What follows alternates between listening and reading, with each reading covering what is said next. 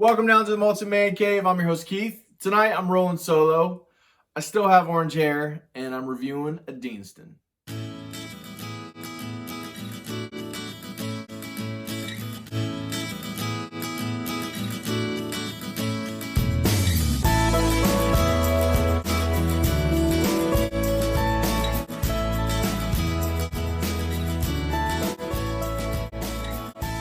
All right, so as I said, tonight I'm going to be doing just a real quick review of Deanston 2002 16-year-old organic Oloroso Cask finish. Many of you guys know who watch the channel know that I love Deanston. It's definitely my top 5 to top 10 distilleries of Scotch whiskey. I don't think I've ever had a bad single malt from Deanston. In fact, most of the ones I had are exceptional. The Deanston 20 Oloroso and a couple of the other additions are just phenomenal, like in just mind-blowing territory. But let's see how this one fares. So this one comes in at 50.6% ABV.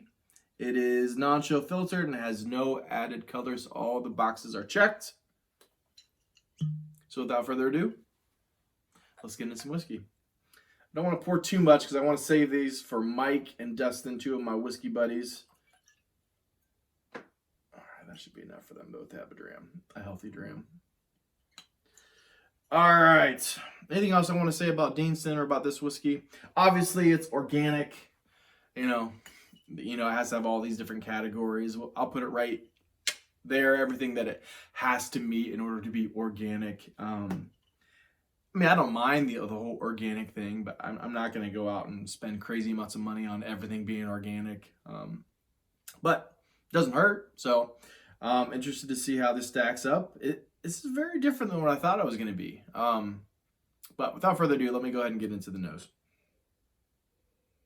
Wow. So obviously Deanston is known for having that kind of the Balvenie, that honeyed maltiness, and something that more so than any other distillery, I get this malted milk ball, this chocolate malted milk ball, like the inside of a malted milk ball, that Whopper vanilla malt.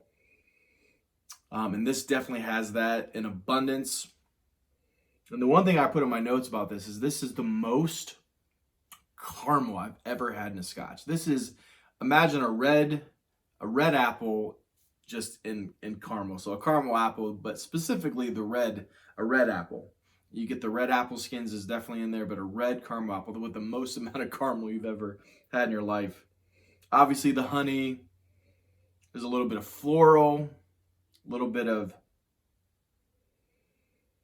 like artificial strawberry. I'm thinking Mambas is kind of like a Starburst in the States. I don't know if they have it in other countries, but definitely strawberry and raspberry Mambas.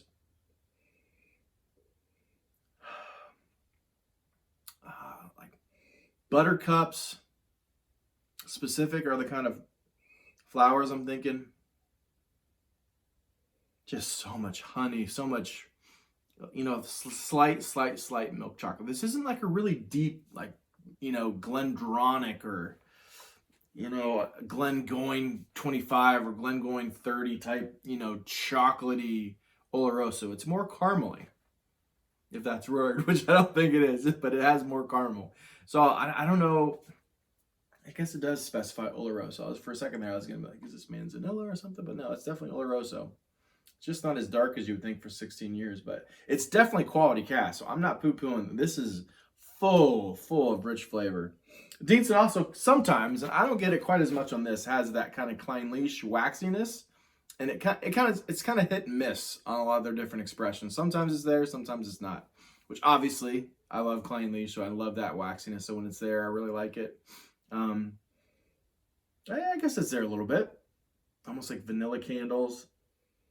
Vanilla candle wax. Oh, it's just good stuff. So, like I said, we're going to do this quick, so right into the palate.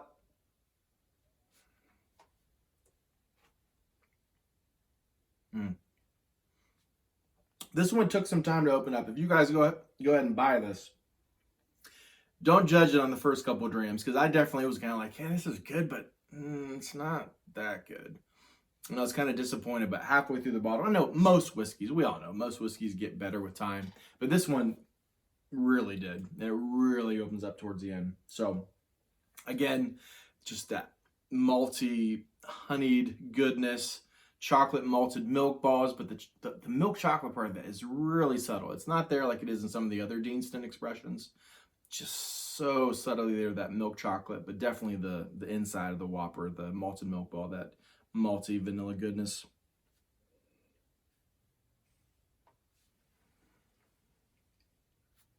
Red apple skins, maybe even a slight bit of pear, strawberries, cherries, maybe even the slightest hint of tart raspberries. Again, the slightest bit of floral, but the floral is definitely more strong. It's definitely more strong on the nose and not as prevalent in the palate, which for me is actually a good thing.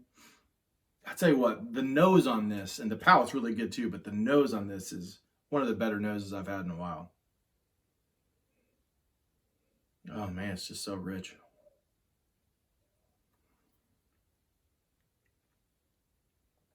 Sweet, sticky, quality sherry, sweet, sticky toffee or butterscotch pudding. Man, that's good. Maybe even a little maraschino cherries juice, like the juice you get in the can of the maraschino cherries, like you're just kind of drinking it, along with some caramel syrup along down with it. All right, so the finish.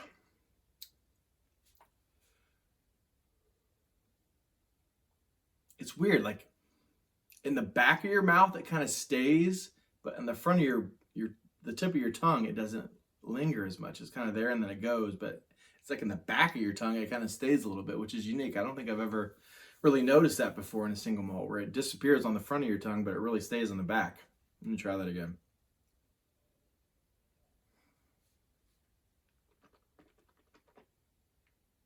Good old horse mooning.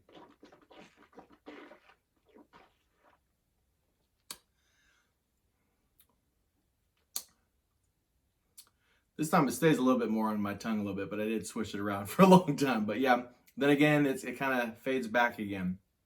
But this time I'm almost, because, you know, it's probably more the ABV, but a little bit of cinnamon red hots. You can definitely tell the ABV there. Again, that malted milk balls, that honey, that red apple skins, that caramel goodness. Man, it's good whiskey. It's not the best whiskey I've ever had, but it's definitely quality. I don't remember what I paid for this. I think I paid 90, 100. Let's have to look it up. I'll put it right there. I forget. But I'm not disappointed with this. I'm glad I picked it up. I kind of threw this in. I got an older Glendronach 23-year-old PX puncheon from Whiskey World, I think it is. It was the single cast 1992 23-year-old, and I was like, sometimes I want to justify the shipping costs, and sometimes the more bottles you throw in, you know, the better deal it is for you. So I saw this, so I threw it in to my wife's chagrin, and it's definitely very good. So it's close to a 90. 89.5 to a 90, anywhere in there for the malted man cave mark. Definitely good stuff. If you find this for around 90, 100 bucks, 110 bucks, yeah, maybe a little bit more. It's good stuff. I'd pick it up. So definitely malted man cave approved. Thank you guys for joining. Just real quick review tonight without Dave. Please like, subscribe, hit the notification bell. Remember,